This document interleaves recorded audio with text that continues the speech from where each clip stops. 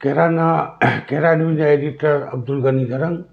આજે અમારી ટીમ કેરા ન્યૂઝની ટીમ પીએચસી કેરાની મુલાકાતે ગયેલ. ત્યાં અમારા રિપોર્ટર સમા અલ્તાફ અને ખોજા મહેબૂબ, સના સુલેમાન બધા સાથે મળીને પીએચસીની મુલાકાત લીધેલી છે. ત્યાં એમબીબીએસ ડૉક્ટર ખાલી 10 થી 12 મહિના સુધી જ આવે છે ચાર્જમાં, ને હાલમાં તો કોઈ ચાર્જમાં 3 દિવસ આવે છે. આટલું મોટું ગામ છે તે છતાં એમબીબીએસ ડૉક્ટર નથી.